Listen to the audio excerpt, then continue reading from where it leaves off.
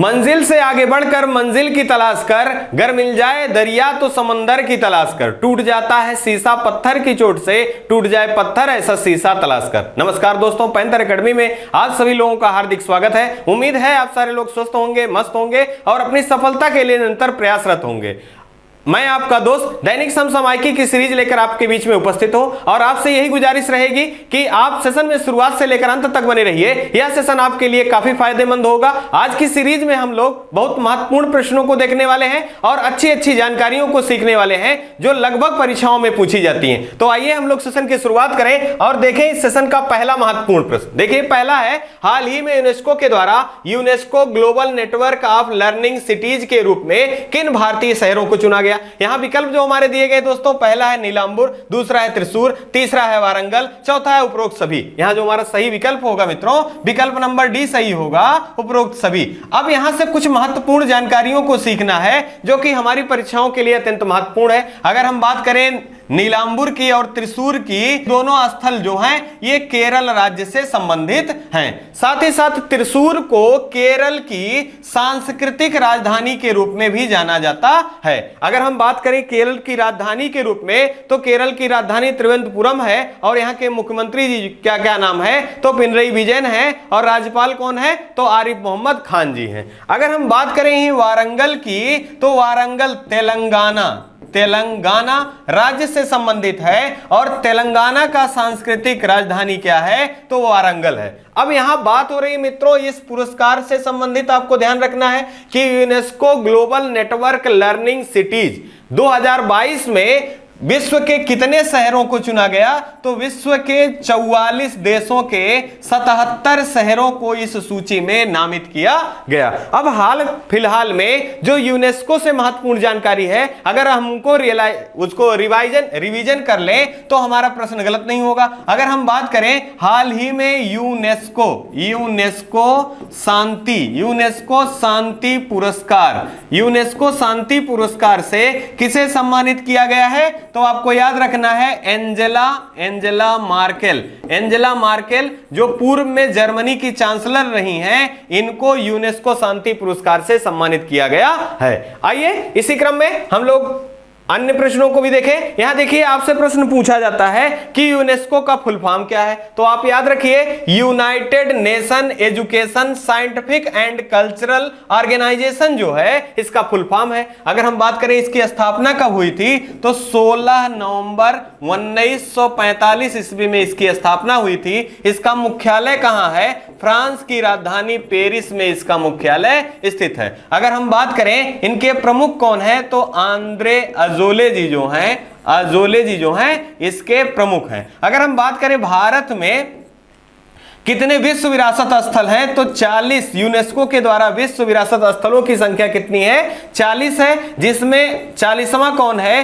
तो धौलावीरा है। ये हड़प्पा सभ्यता से संबंधित है, गुजरात राज्य से संबंधित है। अगर बात करें 39वां का, तो तेलंगाना का रामप्पा मंदिर है। आइए इसी क्रम में दूसरा प्रश्न देख लें। हाल ही में डायमंड लीग फाइनल का खिताब जीतने वाले पहले भारतीय कौन है? अत्यंत महत्वपूर्ण प्रश्न है। खेल परिदृश्य से यह प्रश्न कहीं ना कहीं जरूर आपसे दिखाई देगा। यहां देखिए पहला दिया गया नीरज चोपड़ा, दूसरा देवेंद्र झाझरिया, तीसरा शरद कमल, चौथा अंतिम पंघल। यहां चारों जो विकल्प दिए गए हैं अत्यंत महत्वपूर्ण प्रश्न है, आपको जरूर नोट डाउन करना चाहिए, याद करना चाहिए। अगर हम बात करें डायमंड लीग फाइनल की, तो इसका आयोजन कहां किया गया, तो इसका आयोजन स्विट्जरलैंड में इसका आयोजन किया गया। अगर हम बात करें तो यहां पर पहले भारतीय विजेता कौन रहे, तो नीरज चोपड़ा। कौन रहे मित्रों, तो नीरज चोपड़ा रहे और इनका खेल क्या है, भाला फेंक है। इन्होंने कितने मीटर दूर भाला फेंका, तो इन्होंने 88.44 मीटर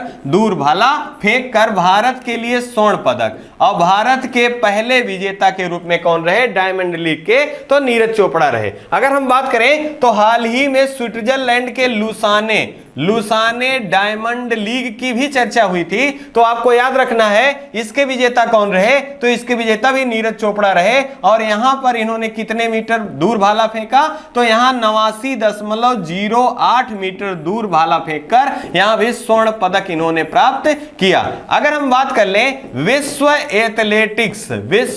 एथलेटिक्स चैंपियनशिप का आयोजन कहां किया गया था? तो यूएसए के यूजीन में। और अगर हम बात करें यहां कौन सा पदक इन्होंने प्राप्त किया था, तो इन्होंने 88.13 मीटर दूर भाला फेंककर सिल्वर पदक प्राप्त किया था। और गोल्ड यहां पर किसने प्राप्त किया था? तो ग्रेनाडा के पीटरसन एंडरसन ने यहां पर गोल्ड प्राप्त किया था। आपको इस लाइन को जरूर याद रखना है कि विश्व एथलेटिक्स चैंपियनशिप में इन्होंने सिल्वर पदक प्राप्त किया था और ऐसा पदक प्राप्त करने वाले पहले भारतीय और पदक प्राप्त करने वाले दूसरे भारतीय के रूप में चिन्हित किए गए थे। अगर हम बात कर लें टोक्यो की, टोक्यो ओलंपिक में इन्होंने कितने मीटर दूर भाला फेंका था?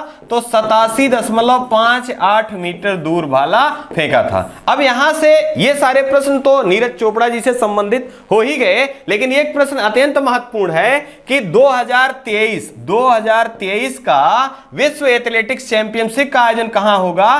तो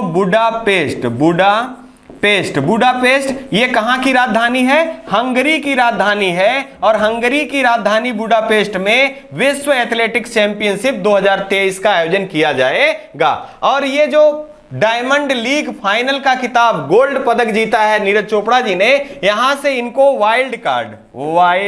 वाइल्ड कार्ड एंट्री के द्वारा इनको एंट्री दी जाएगी डायरेक्ट फाइनल में खेलने के लिए। यहां से आपको ध्यान रखना है कि 2023 का विश्व एथलेटिक्स चैंपियनशिप का आयोजन कहां किया जाएगा? बुडापेस्ट, जो कि राजधानी कहां की है? हंगरी की है। और वाइल्ड कार्ड एंट्री के द्वारा यहां सीधे नीरज चोपड़ा जी को चिन्हित किया गया है या चुना गया है। अगर हम बात करें देवेंद्र झाझरिया जी के बारे में, तो आपको ध्यान रखना है कि पहले पैरा एथलीट विश्व भारत के पहले पैरा एथलीट हैं जिन्हें पद्म भूषण सम्मान से सम्मानित किया गया है। पद्म भूषण सम्मान से सम्मानित किया गया है। अगर हम बात करें शरद कमल के बारे में, तो कॉमनवेल्थ गेम में सर्वाधिक गोल्ड जीतने वाले भारत के एकमात्र खिलाड़ी कौन थे? तो शरद कमल थे। अगर हम बात करें अंडर 20 कुश्ती चैंपियनशिप में भारत के लिए पहला स्वर्ण पदक या एकमात्र स्वर्ण पदक किसने जीता है? तो अंतिम पंघल ने जीता है। आपको यह भी प्रश्न ध्यान रखना है, ध्यान रहे यहां पर अमित पंघल नहीं, अंतिम पंघल आपको याद रखना है। अंडर 20 कुश्ती चैंपियनशिप में स्वर्ण पदक भारत ने के लिए किसने प्राप्त किया? तो अंतिम पंघल ने। आइए इसी क्रम में यहां देखिए नीरज चोपड़ा जी का पिक्चर दिखाई जाने की कोशिश की गई है, आपको याद रखना है। आइए इसी क्रम में अगला देख लें। हाल ही में चर्चा में रही महारानी एलिजाबेथ द्वितीय का निधन हो गया, इनका संबंध किस देश से था? हाल फिलहाल के दिनों में काफी चर्चा में रही, तो यहां से प्रश्न बनने की प्रायिकता अधिक है। तो यहां से संबंधित जो प्रश्न बन सकते हैं, अगर उनको हम देख लें तो हमारे प्रश्न गलत नहीं होने वाले हैं। अगर हम बात करें यहां पर आंसर जो दिया गया है, पहला यूएसए, दूसरा ब्रिटेन, तीसरा यूनाइटेड किंगडम, चौथा फ्रांस। यहां जो अगर हम सही विकल्प देखें तो विकल्प नंबर सी सही होगा। इनका संबंध ये यूनाइटेड किंगडम की महारानी के रूप में रही और इन्होंने अभी तक का सर्वाधिक कार्यकाल 70 वर्ष 7 माह का कार्यकाल इन्होंने पूरा किया। अगर हम बात करें इनकी ताजपोशी कब हुई थी? 1953 ईस्वी में इनकी ताजपोशी हुई थी। इनके पति का क्या नाम था? फिलिप जो है, इनके पति का नाम फिलिप था। अगर हम बात कर लें यहां से महत्वपूर्ण जानकारी के रूप में, यूएसए की राजधानी क्या है मित्रों? तो यूएसए की राजधानी वाशिंगटन डीसी है। किस नदी के तट पर स्थित है? तो पोटामैक नदी के तट पर स्थित है। अगर हम बात करें ब्रिटेन की, तो हाल ही में ब्रिटेन में भी आप ध्यान रखना है कि लीज ट्रेस जो हैं ये क्या बनी है? ये प्रधानमंत्री बनी है और ये तीसरी महिला प्रधानमंत्री के रूप में ब्रिटेन की चुनी गई हैं। किसके स्थान पर? बोरिस जॉनसन के इस्तीफा देने के बाद लीज ट्रेस जो हैं ये तीसरी महिला प्रधानमंत्री के रूप में चुनी गई हैं। यहां से खास आपको याद रखना है कि गृह मंत्री के रूप में किस भारतीय मूल महिला को चुना गया है? तो सुएला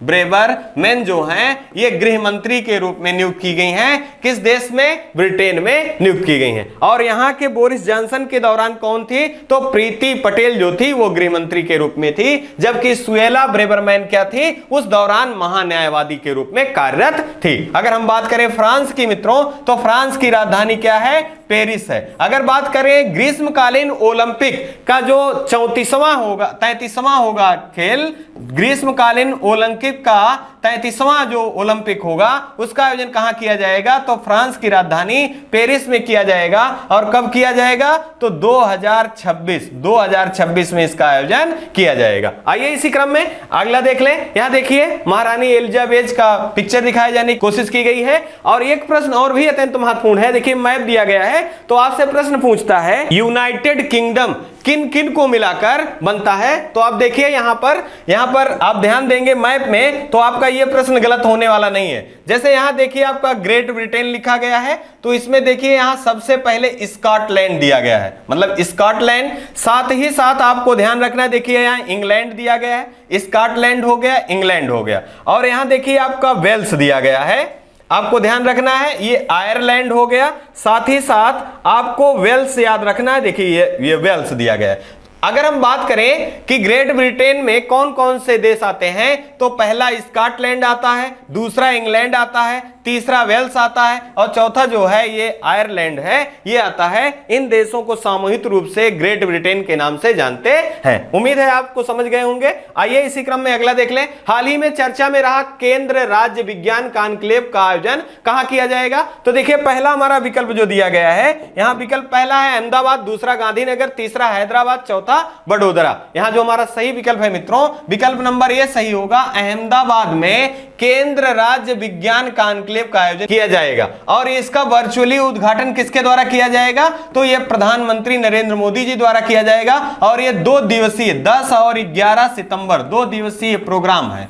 अगर हम बात करें यहां केंद्र और राज्य विज्ञान कॉन्क्लेव का उद्देश्य क्या है, तो राज्य और केंद्र के द्वारा 4 मुख्य बिंदुओं को चिन्हित किया गया है। इन्हीं बिंदुओं पर विचार विमर्श या इन्हीं बिंदुओं को लेकर चर्चा पर चर्चा के लिए केंद्र राज्य विज्ञान कॉन्क्लेव का आयोजन किया जाएगा। अगर हम बात करें कौन कौन से बिंदु हैं तो आपको याद रखना है कि आजादी के 100 वर्ष कब पूरे होंगे? 2047 में। तो आजादी के जो ये 25 वर्ष अमृतकाल का काल जिसे कहा गया, इस दौरान भारत के विकास के कौन कौन से आयाम हैं उनके बारे में चर्चा पर चर्चा की जाएगी। अगर हम बात करें सतत कृषि के बारे में भी वार्तालाप होगी, किसमें? केंद्र और राज्य के बीच में। अगर हम बात करें किसानों की आय में वृद्धि या दुगना करने पर चर्चा होगा कहां? केंद्र राज्य विज्ञान कॉन्क्लेव में। और अगर हम बात करें लास्ट का तो हर घर जल या इसे आप स्वच्छ जल कह लीजिए, स्वच्छ जल की उपलब्धता के बारे में चर्चा पर चर्चा होने वाली है। कहां होगी मित्रों? तो केंद्र राज्य विज्ञान कॉन्क्लेव अहमदाबाद में जो कि आयोजन किया जाएगा। अगर हम बात करें, एक महत्वपूर्ण प्रश्न पूछा जाता है कि राष्ट्रीय विज्ञान दिवस कब मनाया जाता है? तो 28 फरवरी को राष्ट्रीय विज्ञान दिवस मनाया जाता है। अगर हम यहां एक प्रश्न और भी देखें, शांति स्वरूप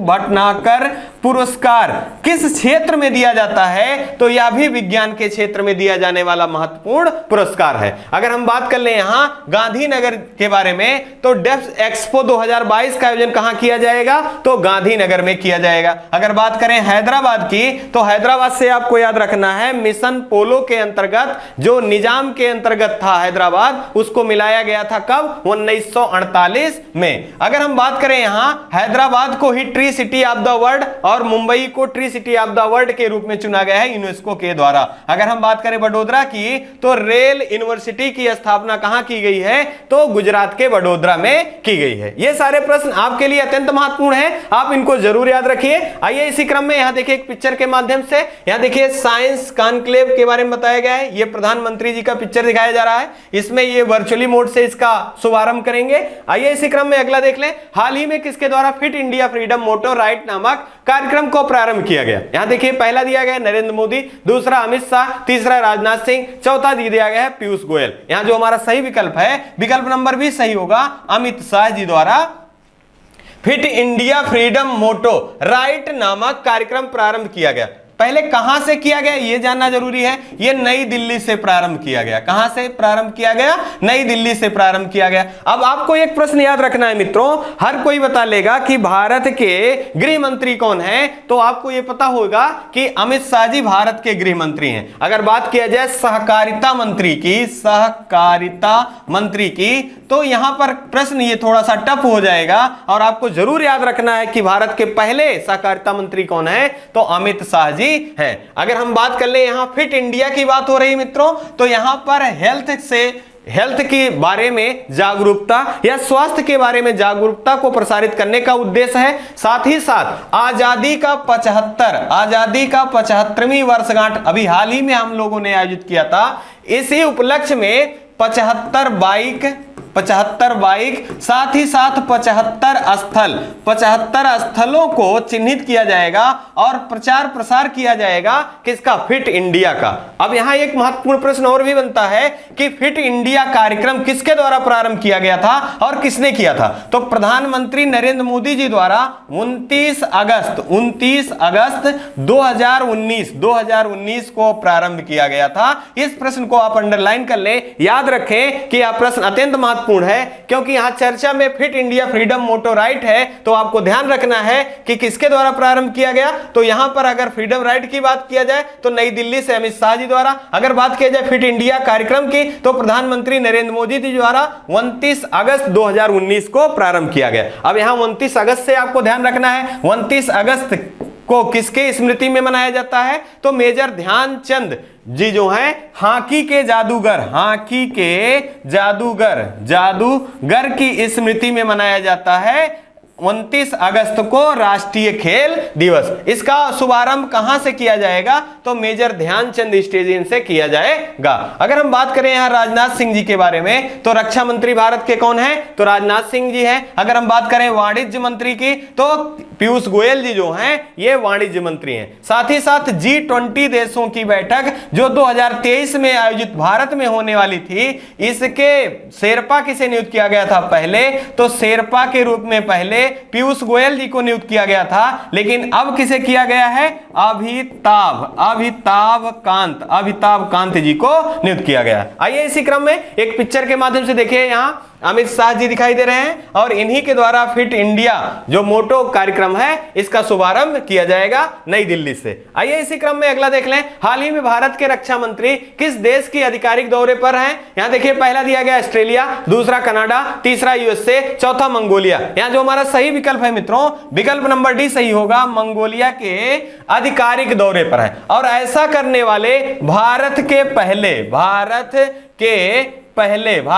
पहले रक्षा मंत्री हैं। कौन है मित्रों? भारत के पहले रक्षा मंत्री हैं जिन्होंने मंगोलिया का दौरा किया है। अगर हम बात करें मंगोलिया की, तो मंगोलिया की राजधानी क्या है? उलान बटोर जो है यहां की राजधानी है। एक खास बात आपको यहां से ध्यान रखना है मित्रों कि मंगोलिया से इतिहास के पन्नों में एक व्यक्ति है जो काफी चर्चित है, चंगेज खान इतिहास के पन्नों में दर्ज हैं। चंगेज खान जो था उसके पास अच्छी किस्म के घोड़े जो थे उसी से वो चलता था, और कहते हैं कि लगभग विश्व के 22% हिस्से पर इसने कब्जा किया था या युद्ध को जीत कर कब्जा कर लिया था, और उसमें घोड़ों को इनकी विशेष योगदान थी। अब बात हो रही है घोड़ों की, यहां बात क्यों हो रही है? क्योंकि राजनाथ सिंह जी को उपहार स्वरूप मंगोलिया के जो राष्ट्रपति हैं, उपहार स्वरूप यहां के जो उच्च किस्म के नस्ल हैं घोड़ों की, वहां के घोड़ों को उनको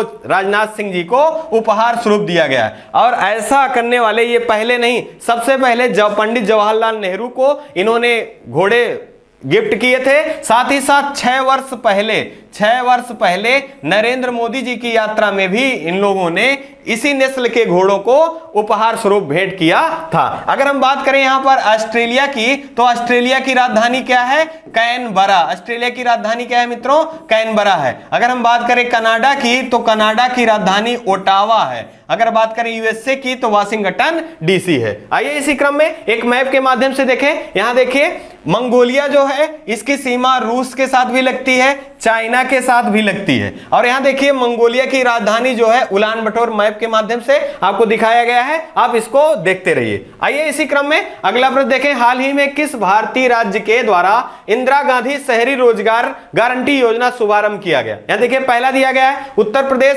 दूसरा गुजरात, तीसरा हरियाणा, चौथा राजस्थान। यहां जो सही विकल्प हमारा होगा राजस्थान राज्य के द्वारा इंदिरा गांधी शहरी रोजगार गारंटी योजना प्रारंभ किया गया। अब यहां बात हो रही है राजस्थान की, तो राजस्थान राज्य का गठन कब हुआ था? तो 1913 ईस्वी में इसका गठन हुआ था। अगर हम बात करें हाल ही में राजस्थान ने अपना 112वां स्थापना दिवस मनाया है। अगर हम बात करें यहाँ के मुख्यमंत्री कौन है, तो अशोक गहलोत जी यहाँ के मुख्यमंत्री हैं। अब बात हो रही है इंदिरा गांधी शहरी रोजगार गारंटी योजना की, तो यह जो योजना है ये 100 दिनों की गारंटी रोजगार देने की घोषणा करता है। साथ ही साथ इससे संबंधित एक महत्वपूर्ण प्रश्न आपको याद रखना है। भारत में नरेगा, बहुत बार प्रश्न पूछा गया है, नरेगा कब प्रारंभ हुआ था? तो 2 फरवरी 2006 में भारत में नरेगा लागू हुआ था। अगर हम बात करें इसे मनरेगा के रूप में कब परिवर्तित किया गया,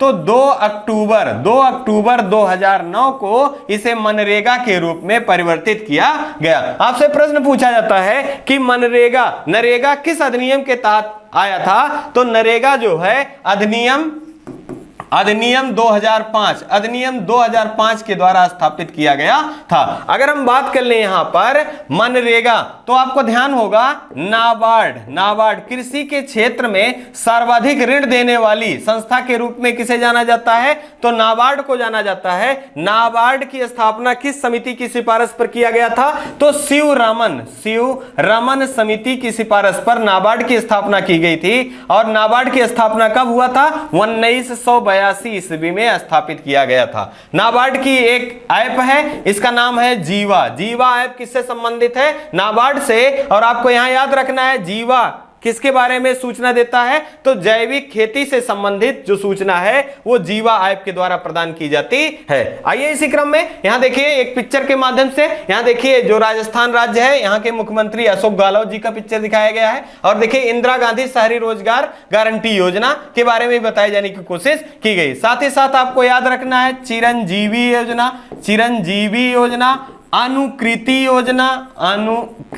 योजना, साथ ही साथ बोल्ड योजना का संबंध किस राज्य से है? तो ये राजस्थान राज्य से संबंधित है। आइए इसी क्रम में अगला देख लें। हाल ही में चर्चा में रहे रामचंद्र मांझी का निधन हो गया, उनका संबंध किससे था? आज के सेशन का हर एक प्रश्न अत्यंत महत्वपूर्ण है। परीक्षाओं में यहां से रिलेटेड या इनके तथ्यों से रिलेटेड हमेशा प्रश्न बने हैं। अगर आप विश्वास ना हो तो आप पिछले वर्षों का प्रश्न पत्र उठाकर देख लीजिए, वहां से लगातार ये सारे प्रश्न आपको मिल जाएंगे। तो देखिए इसमें जो दिया गया, पहला हमारा राजनेता, दूसरा डॉक्टर, तीसरा लोक नर्तक और चौथा दे दिया गया पत्रकार। यहां जो सही विकल्प हमारा है ये विकल्प नंबर सी सही होगा।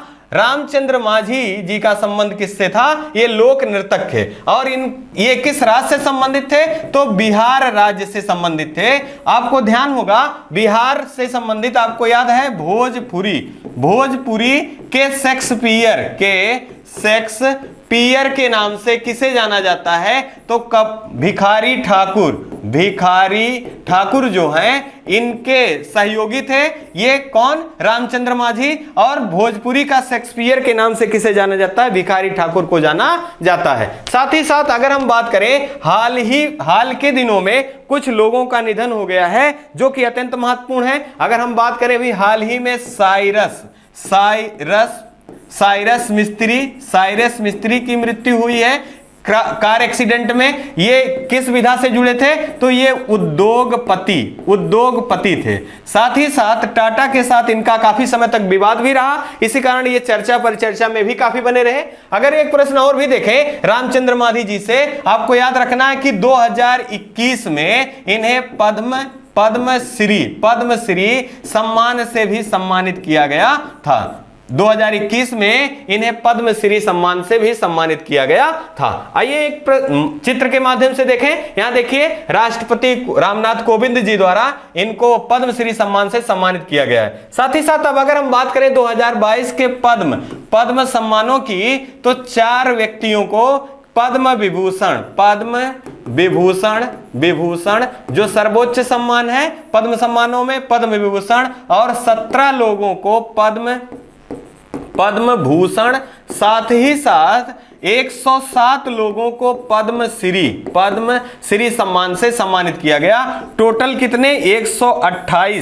128 व्यक्तियों को यह सम्मान से सम्मानित किया गया है। आइए इसी क्रम में अगला देख लें। हाल ही में किसके द्वारा मानव रहित सौर ऊर्जा से चलने वाला वायुयान का परीक्षण किया गया? अब यहां देखिए पहला विकल्प है चीन, दूसरा जापान, तीसरा यूएसए, चौथा जो दिया गया है रूस। यहां जो सही हमारा विकल्प है चीन के द्वारा सौर ऊर्जा से संचालित मानव रहित पहला वायुयान का सफल परीक्षण किया गया। अगर हम बात करें चीन की राजधानी क्या है मित्रों? बीजिंग। चीन की राजधानी क्या है? बीजिंग है। अगर हम बात करें जनसंख्या की दृष्टिकोण से विश्व में सर्वाधिक जनसंख्या कहां है, तो विश्व में सर्वाधिक जनसंख्या जो है ये चीन में है, और दूसरे स्थान पे कौन है? दूसरे स्थान पे भारत है। अगर हम बात करें कि किस महाद्वीप में विश्व की सर्वाधिक जनसंख्या निवास करती है, तो एशिया महाद्वीप में विश्व की सर्वाधिक जनसंख्या निवास करती है, और चीन और भारत दोनों देश, पहले और दूसरे देश, दोनों देश कहां शामिल हैं?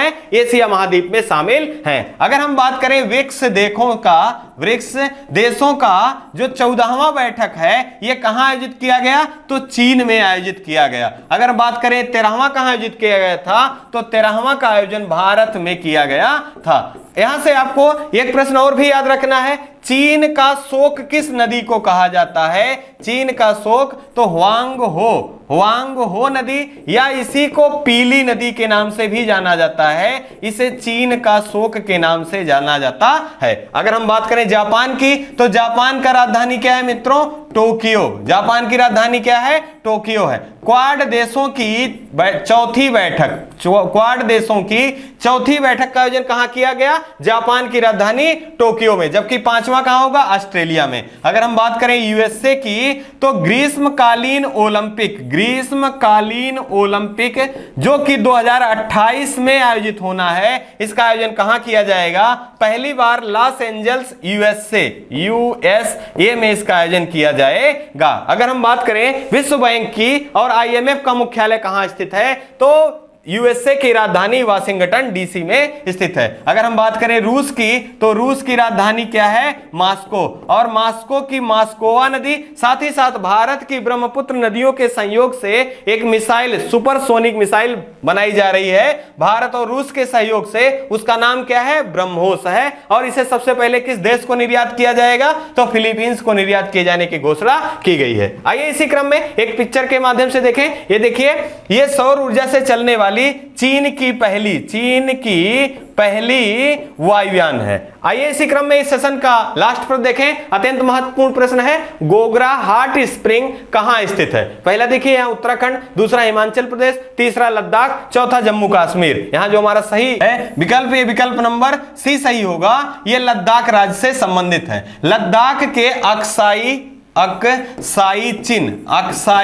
चिन्ह वाले स्थान पे स्थित है क्या? Gogra hot spring. ये चर्चा में क्यों है?